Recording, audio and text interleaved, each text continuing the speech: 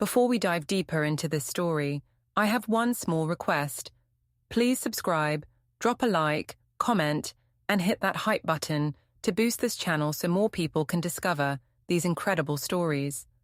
My name is Undine Marrow, and I am 31, a scheduling coordinator at a home health agency.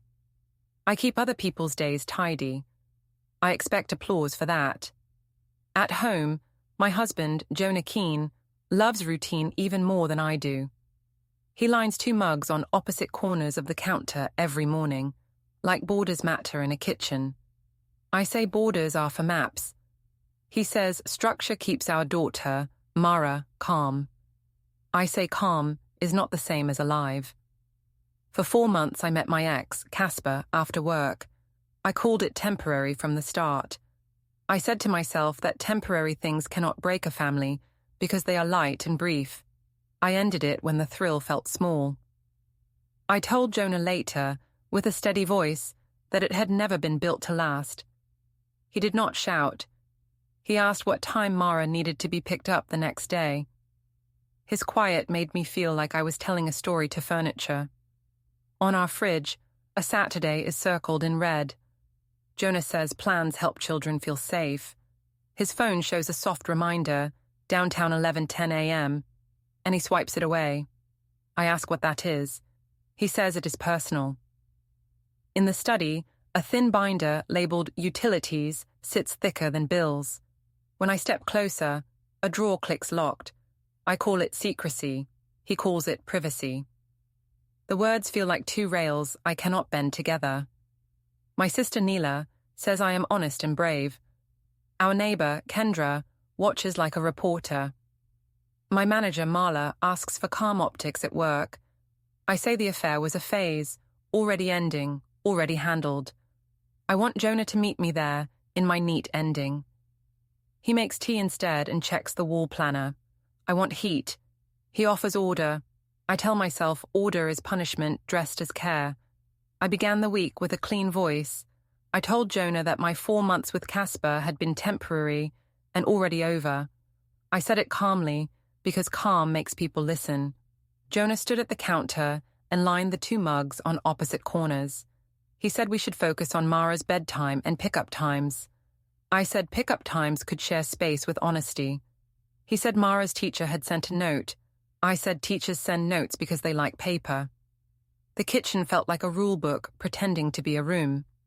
On the fridge, a Saturday glowed with a red circle. Jonah said the circle was for the school garden day. I said circles are also targets, and the family could aim for joy. He checked the fruit bowl and said we needed apples.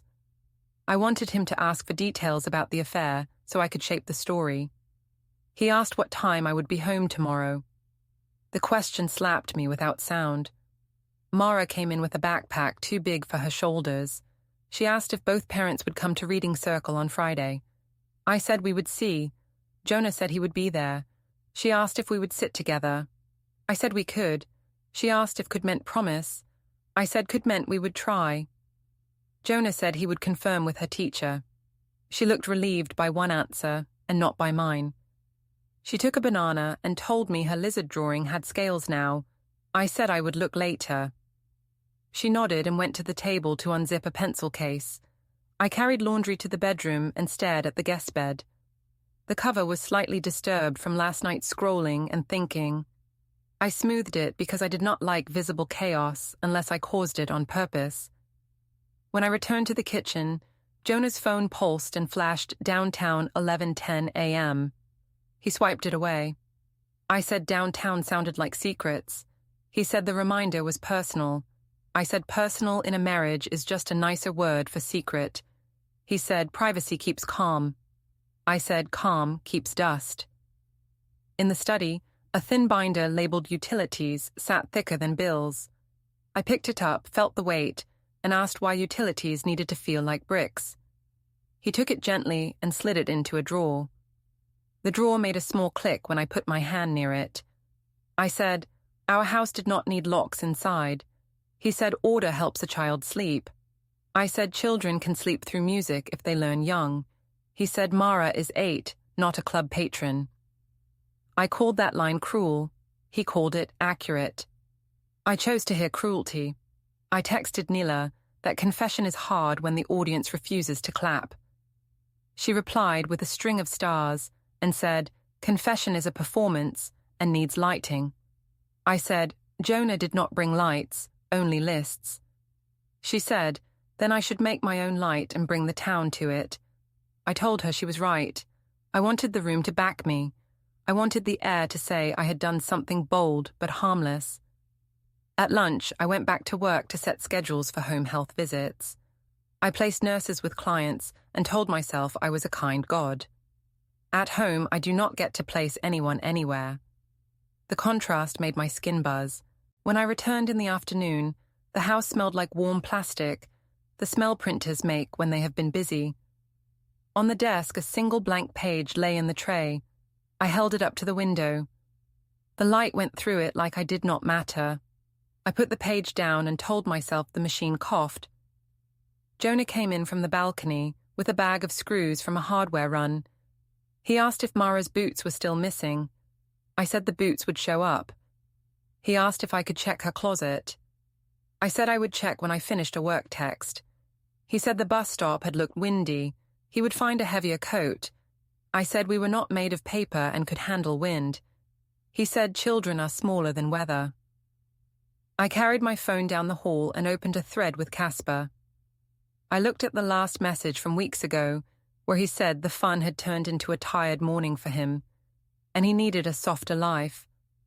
I told myself that line made him weak and me strong. I did not reply now. I only looked. A second text preview from him slid in at the top, a new wave from nowhere. It showed only a greeting, and then vanished when I locked my screen. I stood there with my hand on the bedroom door and told myself it meant nothing. In the evening, Ruth called Jonah's phone and left a gentle voicemail. Her voice sounded like folded towels. She said she could take Mara on Saturday morning to give the house some air. I said to the living room that we were fine and did not need help. Jonah replayed the message once to catch the details and then texted thank you. I watched his fingers move like someone writing directions on a map. He did not ask me if I agreed. The absence felt like a decision. I told myself the only way to change this was to flood the story with my version. I told myself I would speak first at the rooftop bar on Thursday and frame the affair as a lesson already learned. I pictured phones angled toward me like open flowers. I pictured a chant, any chant, making me bigger than the kitchen. I decided to talk about how temporary things do not make permanent cracks. I decided Jonah would hear it through the town and accept it like weather. When Mara brushed her teeth, I went to the study again to look for an envelope I imagined would prove nothing was happening. I touched the drawer, and the lock gave its small message. In the waste bin, thin paper shreds curled like pale noodles. The shredder had recently eaten. The machine's body held a trace of warmth, like it had just done a job it did not want to brag about. I stood there and told myself shredded paper is the sound of a man hiding revenge. At bedtime, Mara asked if I would read one page of the Dragon Book. I said I needed to answer a message from work. She said she could wait. Jonah said he would start and I could join. I did not go. I sat on the edge of the couch and watched the blue light of my phone. I wanted applause written in digital hearts. I checked my reflection in the black TV screen and saw a woman who knew angles but not timing. Later, Jonah put the kettle on for tea. He asked if I wanted some. I said I wanted forgiveness. He said forgiveness grows best in quiet. I said, quiet is a cage. He said quiet is a garden. I said gardens get weeds.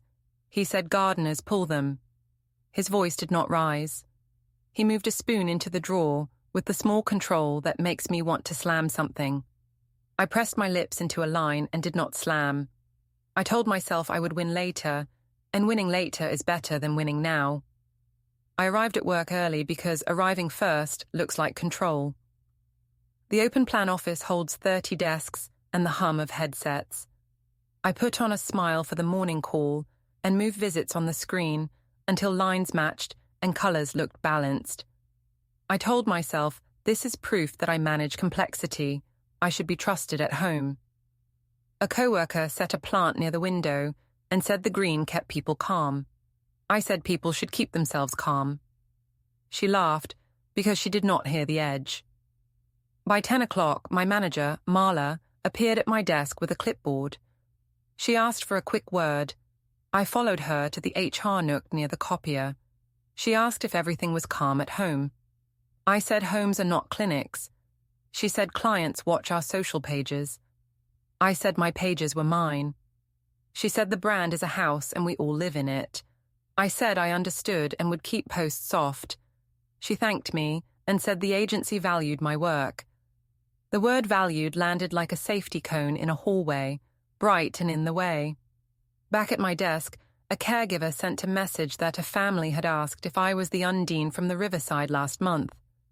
A neighbor had posted a photo of me, walking with Casper near the water. The neighbor liked angles, and in that angle we looked close. I typed that the photo was old and meaningless. The caregiver sent a thumbs up and did not argue. Not arguing can be a form of judgment. At lunch, I stepped outside with my phone and a small cup of soup. Across the street, Jonah stood by the bus stop with headphones on and his face calm. He spoke into the air in a low voice, not furtive, just private. He glanced at his watch, not at me, ended the call, and pulled a small USB from his pocket. He slid it into a cloth pouch and tucked it away.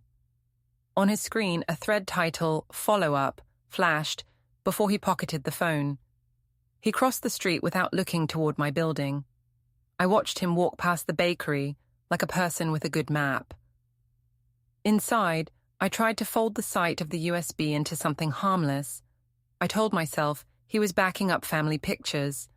I told myself the pouch was for receipts. I told myself pouches stop fights. The words hit the floor around me and stayed there. In the mid-afternoon, Marla returned and asked if I could keep any personal updates off the agency tags for a while. I said of course.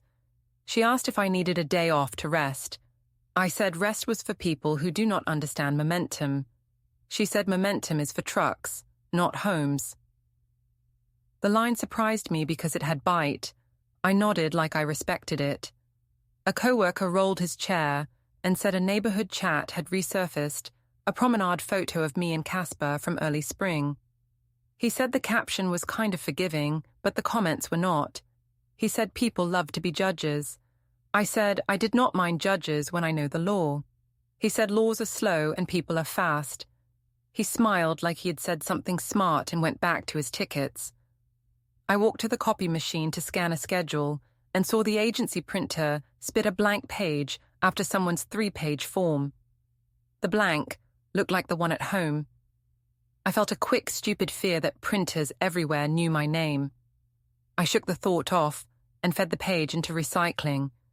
At the end of my shift, I stopped by the house to eat an apple and find a sweater. The kitchen felt stacked and precise. A sticky note that said, "Bring form" sat under the coffee maker switch in Jonah's square letters. On the table, his laptop was open to a spreadsheet. He had minimized it, but I saw the edges of initials and dates in neat boxes. I touched the trackpad, and the whole sheet opened. I said to the room that he was turning life into a ledger. I closed the laptop and told myself I had set a boundary. The boundary was made of air. I heard his steps in the hall and the door to the small balcony open. He returned with a coil of twine for garden day. He asked if I knew where Mara's sun hat was. I said the hat had too many strings and made her look like a flower pot. He said the strings kept the wind from taking it. I said we could let the wind try. He looked at the wall planner and did not answer. He walked past me to the study. The drawer I hate made its click. I hated how gentle the sound was. If he slammed, I could call it anger. Gentle clicks are harder to fight. The group chat on my phone pinged with a rooftop invite. Someone had added my handle with a winking line about the temporary queen. I typed that all love is temporary in the cosmic sense. I deleted the sentence because it sounded like a bad lecture. I typed that I would bring chips and a brave opinion. They sent sparkles and a laughing emoji. I felt the shape of a stage under my feet. On my way back to the office for late calls, I passed Kendra near the pharmacy. She asked if Jonah was well. I said he was sensitive and took things too hard. She asked if Mara knew about any changes at home. I said children should not carry adult bricks. She said they carry them anyway when adults drop them. She said it quietly, like a nurse telling truth to a screen. When I logged in for the last hour, my headset crackled with family reschedules and nurse sick notes. Between calls, I drafted a caption that said, "Temporary love can teach permanent lessons." I stared at it and felt both strong and false. I saved it and did not post. Strong and false is a combination that makes a person look shiny at first and then dull forever. At closing time, Marla asked if we could talk again. She said the agency had to avoid being tagged alongside personal storms. I said my storms were small. She said small storms still blow roofs off sheds. She said the brand needed a week of quiet. I said quiet was my second language when I chose it. She asked me to choose it at work. I smiled the way you smile at a crossing guard who is right, even if you hate waiting. I walked home through evening air that smelled like warm dust in kitchens. The building hallway had a new key on the floor near the mailboxes. I picked it up and set it on the shelf for lost things. When I entered, the apartment lights felt lower than usual. Jonah stood by the sink, washing a single pan like it was a meditation. He asked if I could help Mara find her book for reading circle. I said I had to get ready to meet friends. He said he would handle the book. He asked if I could be home before 10. I said I could try. He said trying was not a plan. I said plans kill life. He said plans keep children from crying. Mara came in and asked if she could watch a short video before bed. Jonah said yes, after teeth. She asked if I would sit with her. I said I had to change shoes. She nodded and bit her lip and said, "Okay." She walked away in small steps that made me feel like a person who has misread the room. I changed into a coat that said City. I checked my face in the hall mirror and decided power lived in my jawline tonight. I picked up my phone and saw a new message from a contact saved as an emoji. It showed only the first word, and then vanished as the screen went dark in my hand. The phone's black glass reflected my face. For a second, it looked like a stranger's. I told Jonah I would be late and that the roof would help everyone see the affair as temporary and harmless. He said, "Public rooms are not for wounds." He said we should keep our child's world small and consistent. I said small and consistent sounded like punishment. He said small and consistent sounded like love. He dried his hands and moved the two mugs to the opposite corners again, as if gravity demanded it. I rolled my eyes because eye-rolling feels like taking action, even when it is just a lid over fear. I tied my shoes and reached for the door. The latch moved with a clean sound I wanted to call cold. In the study, the printer coughed and pulled a sheet halfway, then stopped, then pushed a blank page into the tray. The page lay there like a dare I did not take. I left the apartment and let the door close with a quiet click that felt like a signature. The elevator doors opened to the rooftop and warm air rolled over the chairs like friendly hands. String lights made every face look brave. Neela waved me in and said, "The night wanted a story." I said I had one. She said I should tell it before anyone else did. People made a circle without being told. Someone set a bottle on a low table and gave it a gentle spin. I felt the room's attention touch my shoulder like a warm coin.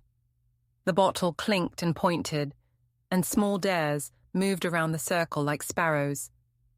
A man took a selfie with an odd angle. A woman sang 3 lines into the wind and bowed to the buildings.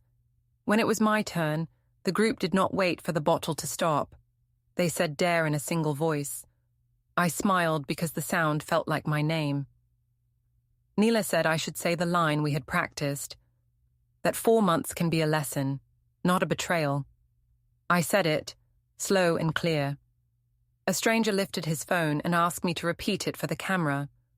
I said I would not repeat myself, and then I did, because the little red light was on. I talked about temporary things and how smart people end them before they grow roots. I said Jonah knew we needed air. I said Casper had been a chapter, not a book. I said honesty is a kind of love. The circle hummed with that happy noise people make when they think a speech is over. Neela poured a bright drink into plastic cups. The stranger said the internet likes clean sentences and asked if I had one more.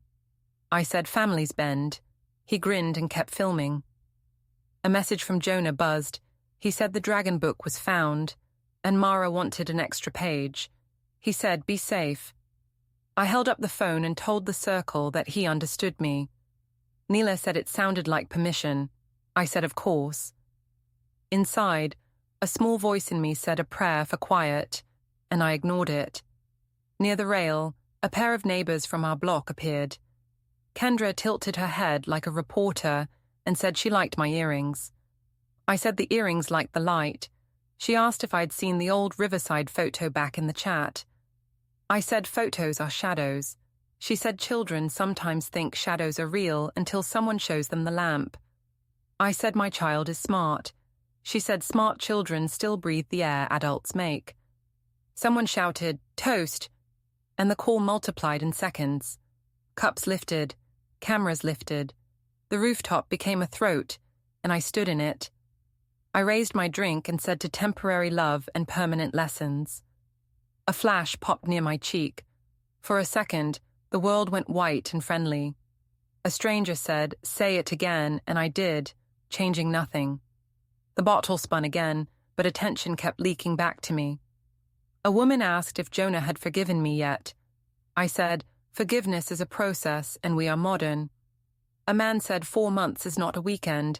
I said 4 months is still temporary on a long road. He shrugged like he had found a coin under a couch. Neela squeezed my hand under the table. I felt famous and safe and tall. When the music dipped, I stepped away to the stairwell for air. The city below spread like a map I could fold. I looked down and saw Jonah's car at the curb. It faced the street, not the sidewalk, like a person ready to go. The trunk was open. He lifted a clipboard and set it in the trunk. The top page had one word at the top, statement, plain and strong. Next to it, I saw 3 binders lined up. Home, auto, bank. The labels were tidy, unafraid. He closed the trunk. He did not look up to the roof. He got in, checked mirrors, and pulled away in a calm line. I stood very still until the music swallowed the view. I told myself binders are props. I told myself everyone has a clipboard with one serious word. I told myself his car position meant nothing. I told myself so many things that the stairwell started to echo. I returned to the circle with a smile that felt like a helmet. Neela asked if we should go for a walk and take some soft photos by the water. I said yes because movement beats thought. We left the roof with 2 others and drifted toward the riverside promenade. The air was kind there. The lamps threw coins of light on the path. A small group nearby recognized me from the rooftop and asked if I would say the line again for their story.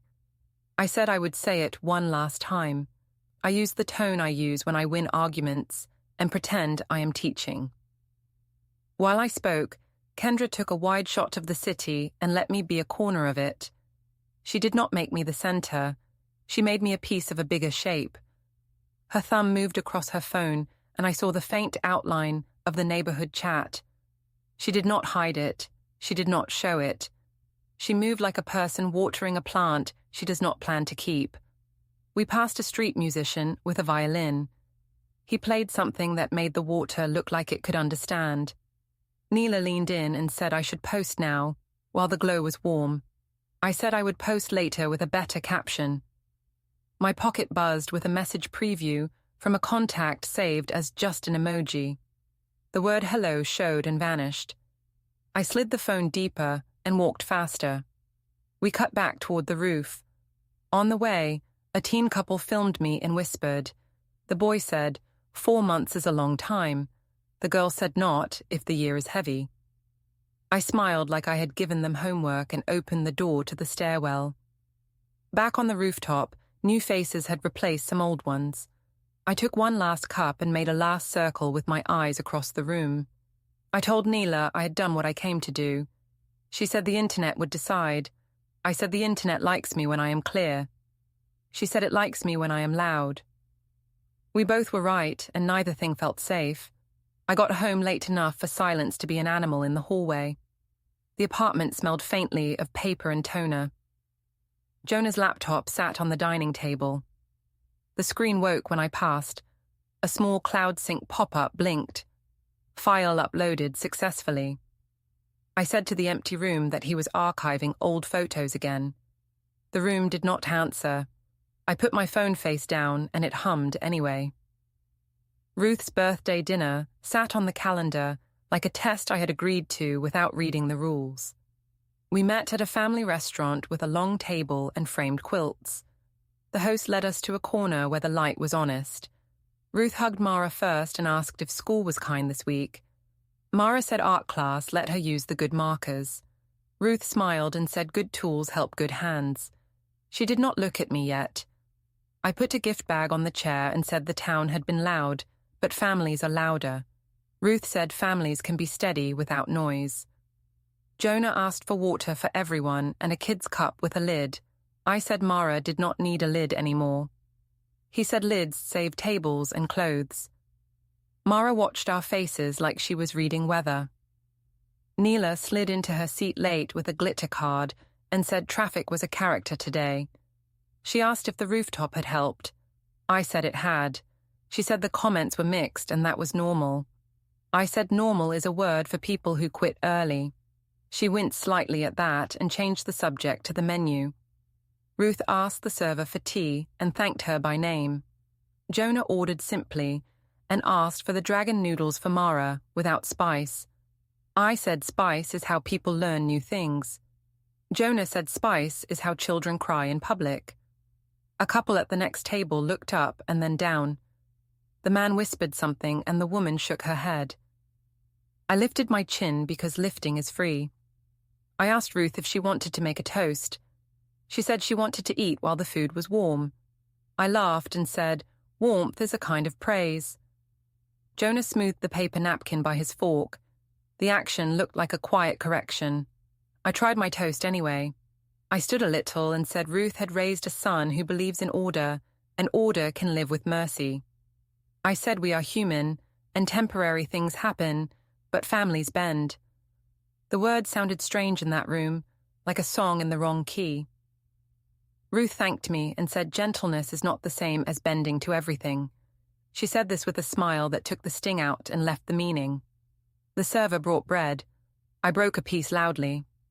Mara asked if we would all come to reading circle on Friday. Jonah said yes. I said I would try. She looked at me and said trying is not promising. The sentence made the air heavy. I said I would find a way. She nodded like she was putting a small stone in her pocket. Dinner arrived. The plates were simple and safe.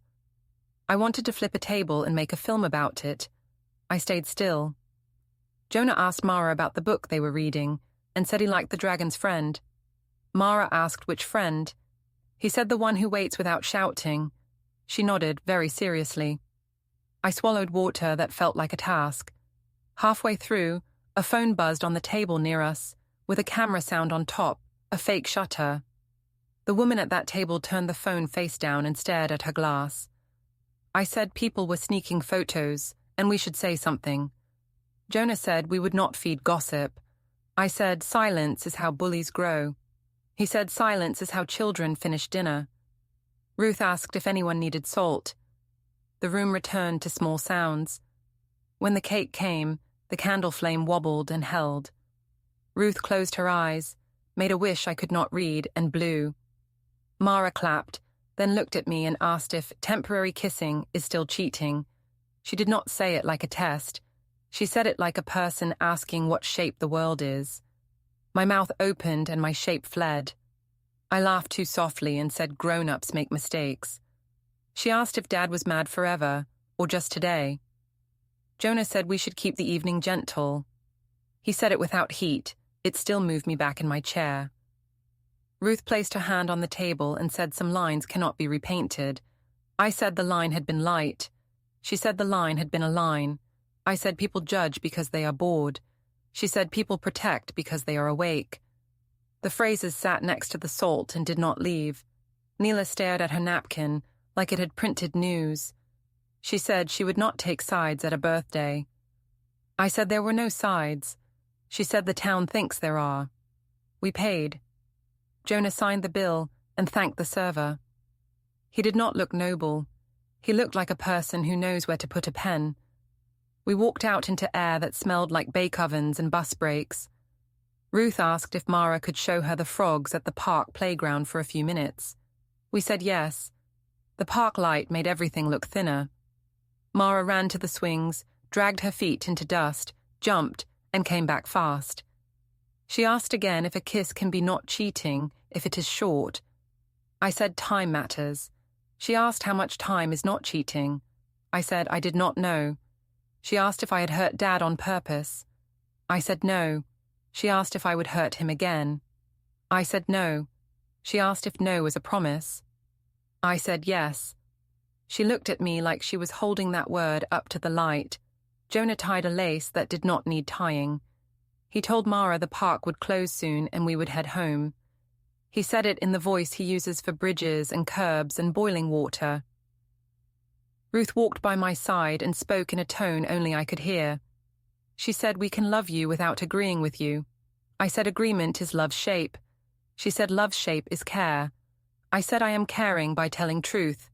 She said truth without repair is a knife. I did not have a speed for that line. On a bench, Kendra sat with a paper bag and watched the playground the way people watch the sea. She asked if we were well. I said we were modern. She said children like old weather. Predictable, not dramatic. I said dramatic keeps them awake to life. She said dramatic keeps them awake at night. The sentence bobbed like a buoy and then sank.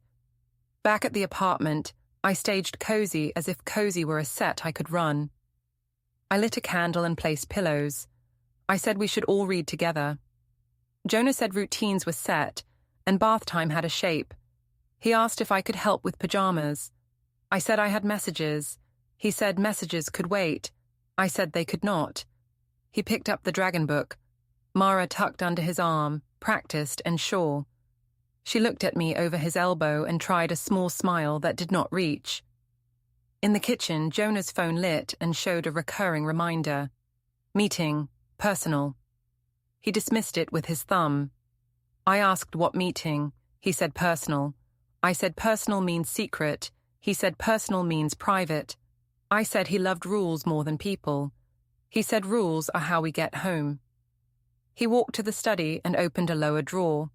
I saw for a second a USB taped under a folder labeled taxes. He took a pen, closed the drawer, and the wood made a clean sound like a period. I scrolled my gallery to calm my heart and found a picture I did not remember taking. The corner of a document in shadow, no header, only edge. The timestamp was last night. I deleted it quickly, as if deleting made me kind. I regretted deleting it because power lives in knowing. I stood alone with the blue square where the photo had been. Jonah returned with a small stack of towels and passed me in the hall. I said we should post a joint picture to quiet the noise. He said we would not perform. I said, not performing lets other people write the play. He said the house is not a theatre. I said the town will not stop. He said we will. He opened the bathroom door halfway so steam would not yell at the fire alarm. Even the steam obeyed him. I hated his competence because it made my speeches look like confetti. Mara came down the hall in pajamas and asked again if I would come to reading circle. I said I would try. She said try is not promise. She said it as a fact, not a hit. Jonah said he would be there when the bell rang. She said she knew. She hugged me quickly and went to brush her teeth. The hug felt like a receipt for a small payment I had not made. Ruth put on her coat and thanked us for dinner. She hugged Mara and Jonah. She gave me a shorter hug. At the door, she said, "Rest steadies rooms." I said rooms should survive storms. She said storms are not a hobby for children. She left with those words sitting like folded blankets in the hall. In the living room, the candle flame leaned toward the vent and then steadied. My phone face lit with a preview of our wall planner photo. The red circled date glowed for a second and then vanished when the screen went dark. I stood still and listened to Jonah's voice read a dragon line, and to Mara's small laugh, and to the sound of water moving where it should. The house had a rhythm I could not conduct. Morning came with thin light that made the kitchen look like a list. Jonah stood by the counter and set the 2 mugs on opposite corners as if magnets pulled them there. He asked if I had time to print Mara's field trip sheet. I said the sheet could wait. He said the trip could not. I said the world would not fall apart over one paper. He said children hear the world in small papers. He spoke like a person who stacks blocks until they hold a bridge. I stepped onto the balcony and filmed myself with the town behind me. I said, mistakes should not erase love. I said, 4 months is still temporary. I said the internet loves drama more than repair. Through the glass, I saw Jonah at the table with his laptop open to a spreadsheet. Colors and initials with dates filled the grid like a tidy game. He typed, paused, and a little cloud sync pop-up blinked file uploaded successfully. I told myself he was making work for himself to feel tall. I told myself I was the only one trying to heal. I went inside and asked if the grid was about me. He said it was about Mara's weeks. I said he was building a case. He said he was building structure. I said structure is a cage. He said structure is a map. I said maps are for lost people. He said maps are for everyone. He closed the laptop like a lid on warm soup. The study smelled faintly of printer toner. The thin binder labeled utilities sat a little out of place, still thicker than bills. I opened the drawer and the lock clicked in my face. In the bin, fresh paper shreds curled. The shredder gave a last small hum, then slept. I stared at the quiet box and told myself he was erasing me on purpose. I told myself a good person would yell instead of shred. At the supermarket, I pushed a cart with 3 items so I would look casual. Kendra stood by the yogurt doors and asked if Mara was sleeping well. I said Mara is strong. She said strong kids still need soft rooms. I said our rooms were soft enough. She said soft is not the same as steady. I said she should not take sides. She said neighbors do not need sides to want silence for a child. She picked a plain yogurt and left me with flavored ones that tasted like argument. On the walk home, I wrote a caption that said, "Temporary love made me wiser." I deleted it. I wrote that Jonah was a good father, and I was a good mother, and the town should stop grading us. I deleted that too, because it sounded like an exam I had failed. The phone stayed warm in my hand and gave me nothing. In the afternoon, I cut through Jonah's work parking garage because I wanted proof he was only staging a play. He stood at his open trunk with headphones on, speaking in a low, steady voice that did not try to win. He ended the call and slid a single USB stick labeled with today's date into a pouch. A clipboard rested on the trunk lip. The top page said statement. 3 binders sat inside, home, auto, bank, and his car faced the street like a decision. He closed the trunk and saw me in the corner of his eye. He asked if I needed help with anything for Mara. I said I needed him to stop acting like a clerk. He said paper is how people stay calm when storms start. I said storms keep people awake. He said storms keep children awake. He lifted a hand as goodbye, not a wave, and walked back inside. Back home, I found Mara coloring stars on her reading log. She asked if I would come to Circle on Friday. I said I would try. She said try is not promise. She said Dad is coming, like a fact. I nodded and felt the word promise scratch the inside of my throat. I set the kitchen with 2 glasses and a soft lamp. I told Jonah we should have wine and talk like adults. He said there would be no wine before bedtime. I said we were not children. He said a child lived here. I said I wanted proof he still wanted me. He said proof would be a schedule, not a scene. I said schedules are cold. He said cold is fine if it is safe.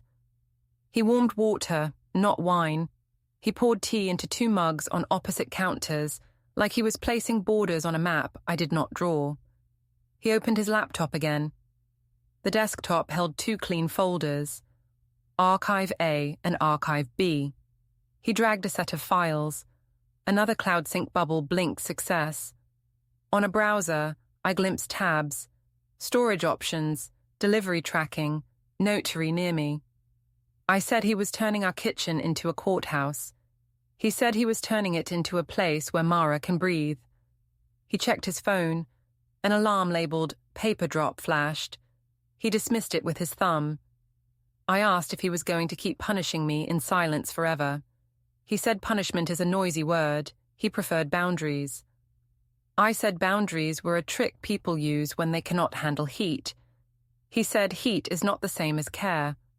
I said he had humiliated me by refusing to defend me online. He said he would never teach our child that yelling beats paper. I told him the town thinks he is cold. He said the town does not live here. He took a breath, set his cup down with care, and said he would handle this properly.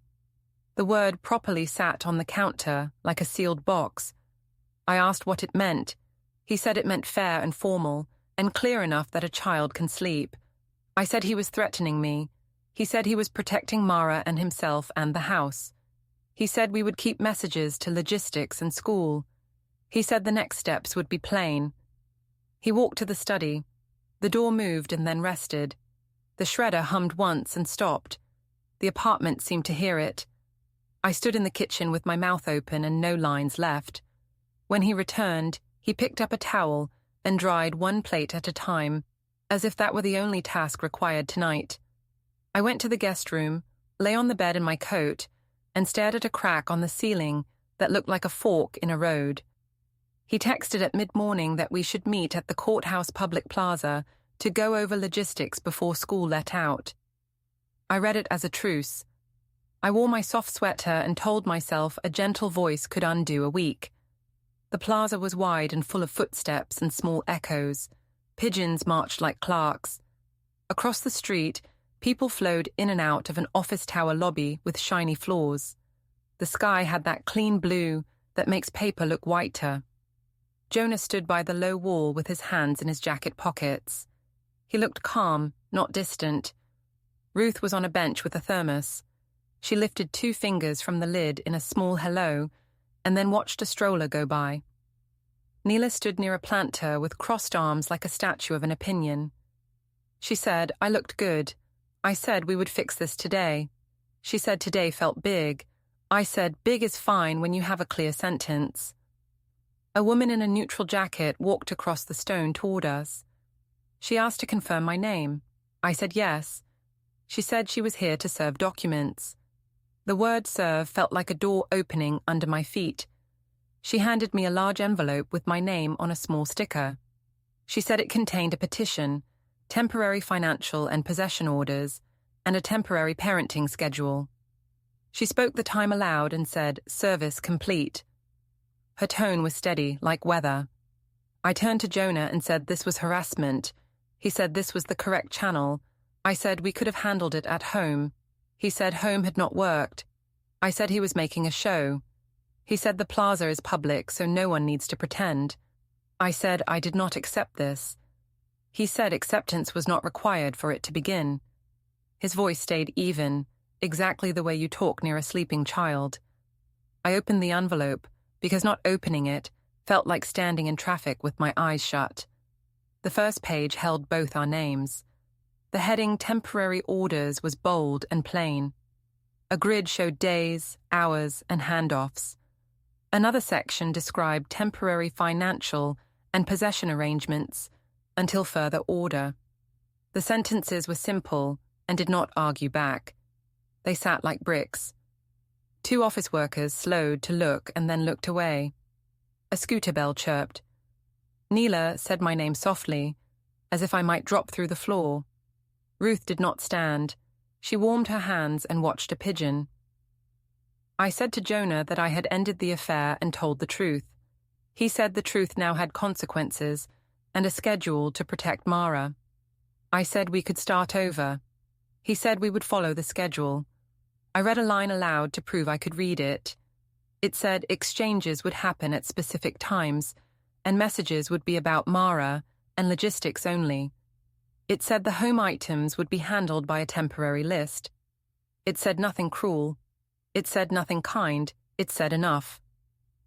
I told him the internet would twist this.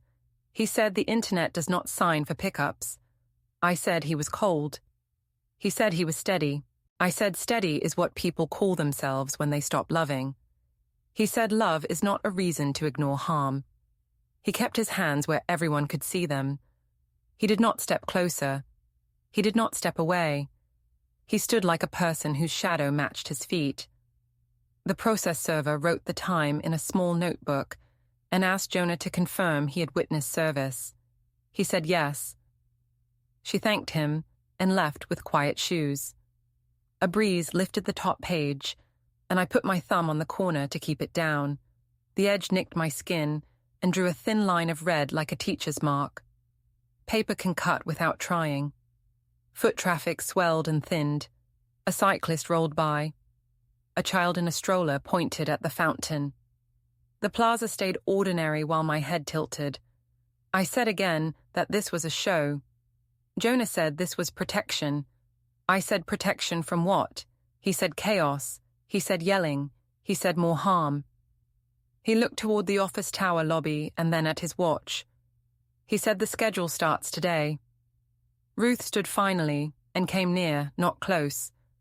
She asked if Mara would still go to reading circle with Jonah this week. He said yes. She asked if I would come when it was my turn. I said yes.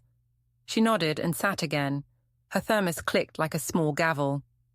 I looked down at the grid and followed the boxes with my finger.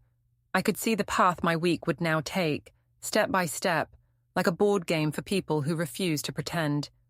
I said to Jonah that we could at least smile for one picture so the town stops guessing. He said we would not perform. He said our child needs calm, not clips. He glanced toward the curb where his car waited. He kept his palms open on his jacket, like he was showing the world no tricks were hidden there. I took a breath that did not help. A gust moved the top page, and it rustled like a whisper. The moment felt both loud and small. I told him he had made me the villain.